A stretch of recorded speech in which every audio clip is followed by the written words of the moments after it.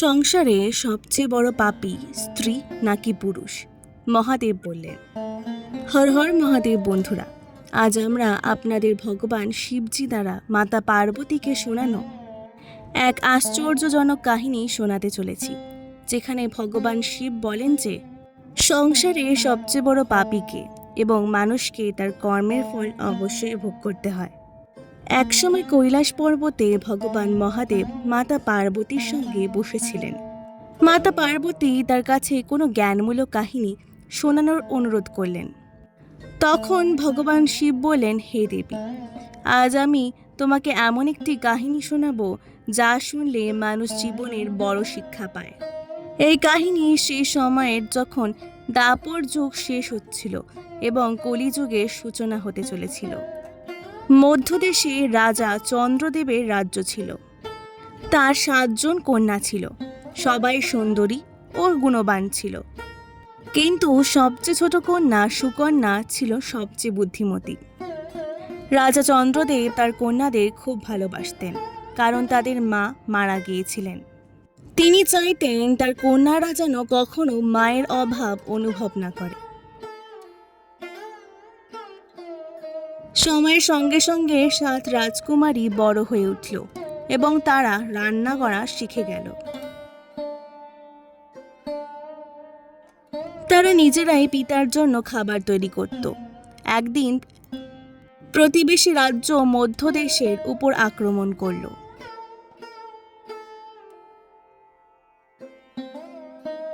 যুদ্ধে রাজা বিজয়ী হলেন, কিন্তু তার সেনাপতি উগ্রসেন মারা গেলেন। সেনাপতির স্ত্রী এবং তার কন্যা একা হয়ে গেল। সেই নারী রাজার কাছে সাহায্য চাইতে এলো। রাজা দয়া করে তাকে রাজপ্রাসাদের বাইরে থাকার জন্য স্থান দিলেন। সেই নারী প্রতিদিন প্রাসাদে আগুন নিতে আসত। রাজকুমারী সুকন্যার তার অভ্যাস পছন্দ ছিল না, তাই সে প্রতিবার তাকে অপমান করত।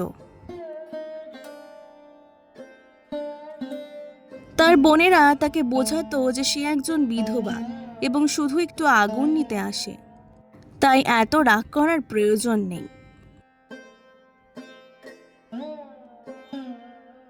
সুকন্যার সন্দেহ ছিল যে এই নারী একদিন তাদের জন্য সমস্যা সৃষ্টি করবে। তার কথা সত্যি প্রমাণিত হলো। সেই নারী মনে মনে রাজকুমারীদের প্রতি ঈর্ষা করতে শুরু করলো এবং একদিন রাজার খাবারে মাটি মিশিয়ে দিল। রাজা যখন খাবার খেতে বসলেন, তখন স্বাদ অদ্ভুত লাগলো। তার নিজের কন্যাদের ওপর সম্পূর্ণ বিশ্বাস ছিল, তাই তিনি বুঝতে পারলেন না খাবার খারাপ হলো কিভাবে। পরের দিন রাজা লুকিয়ে দেখলেন কে খাবার নষ্ট করছে। তিনি দেখলেন তার কন্যারা সম্পূর্ণ পরিষ্কারভাবে খাবার তৈরি করছে। কিন্তু পরে সেনাপতির স্ত্রী এসে খাবারে মাটি মিশিয়ে দিচ্ছে।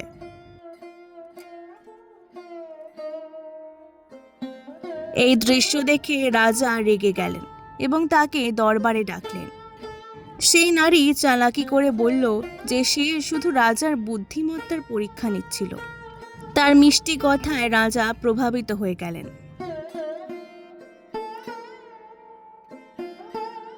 এবং শাস্তি দেওয়ার বদলে তাকে বিয়ে করলেন। এখন সেই নারী রানী হয়ে গেল এবং রাজার 7 কন্যার প্রতি ঘৃণা করতে লাগলো।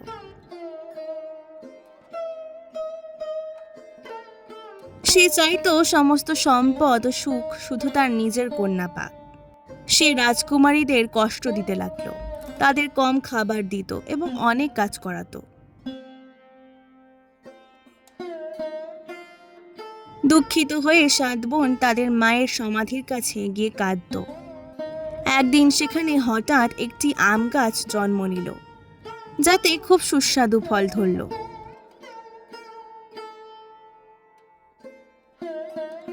তারা সেই ফল খেয়ে নিজেদের ক্ষুধা মেটাতে লাগলো। রানীর যখন এই রহস্য জানতে পারল, তখন সে তার কন্যাকে তাদের উপর নজর রাখতে পাঠালো।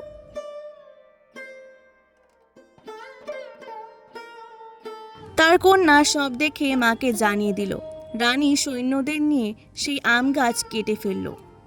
কিন্তু পরের দিন সেখানে একটি সরোবর তৈরি হলো, যার মধ্য থেকে সুস্বাদু খাবার বের হতে লাগলো।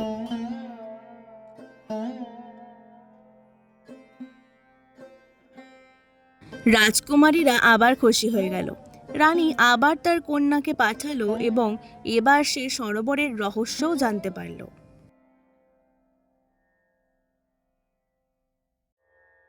রাগে রানী সৈন্যদের নিয়ে তাদের মায়ের সমাধি এবং সরোবর দুটোই নষ্ট করে দিল। তবুও তার মন শান্ত হলো না।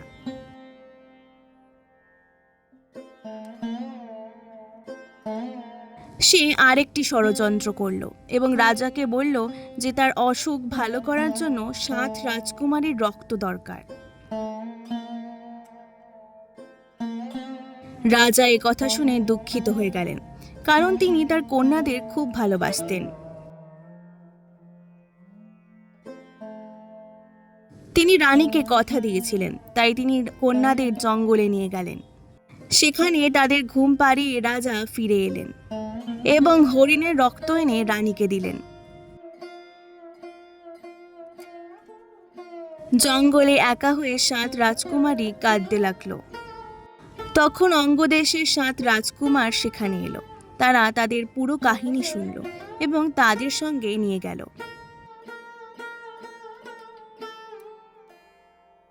পরে 7 রাজকুমার 7 রাজকুমারীকে বিয়ে করলো। সবাই সুখে থাকতে লাগলো।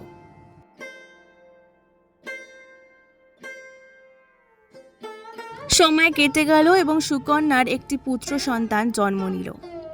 কিন্তু একদিন তার স্বামী শিকারে গেলেন এবং আর ফিরে এলেন না।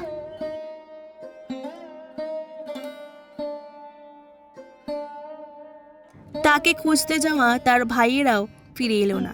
কিছু সময় পরে এক জাদুকর হর্ষ সাধুর রূপ নিয়ে মহলে এলো।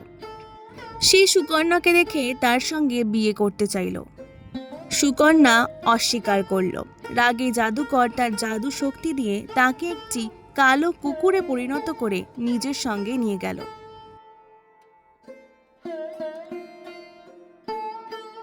সুকন্যার পুত্র বড় হয়ে যখন এই ঘটনা শুনল, তখন সে তার বাবা মা এবং কাকাদের খুঁজে বের করার সংকল্প করল। যাত্রা করতে করতে সে জাদুকর হর্ষের রাজ্যে পৌঁছালো। সেখানে এক মালির স্ত্রী তাকে জানালো যে জাদুকর অনেক মানুষকে পাথর এবং গাছে পরিণত করেছে।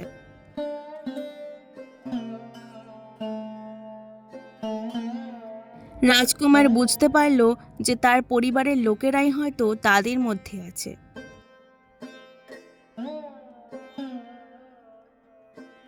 মালি এবং তার স্ত্রীর সাহায্যে সে নিজের রূপ পরিবর্তন করে জাদুকরের কাছে থাকতে লাগলো। একদিন জাদুকর তাকে তার মায়ের কাছে উপহার পাঠাতে বলল। রাজকুমার সেই সুযোগ ব্যবহার করল এবং নিজের হার মায়ের কাছে পাঠালো। হার দেখে সুকন্যা তার পুত্রকে চিনতে পারল। মা ও ছেলে মিলে পরিকল্পনা করল।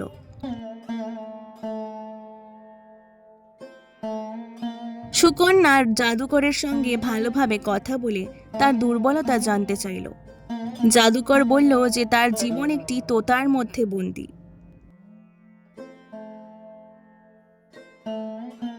যতদিন সেই তোতা জীবিত থাকবে তাকে কেউ মারতে পারবে না। রাজকুমার সেই তোতা আনতে বের হলো।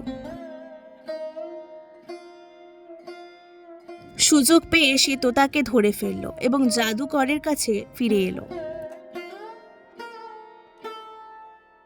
জাদুকর বিনিময়ে ধন দেওয়ার কথা বলল, কিন্তু রাজকুমার শর্ত দিল যে আগে সমস্ত বন্দী এবং তার পরিবারকে মুক্ত করতে হবে।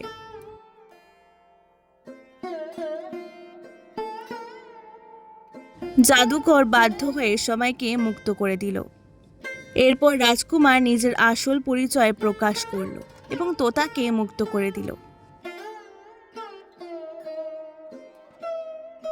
তোতা মারা যেতেই জাদুকর হর্ষের মৃত্যু হলো। রাজকুমার তার বাবা মা এবং কাকাদের মুক্ত করল এবং সবাই নিজের রাজ্যে ফিরে গেল।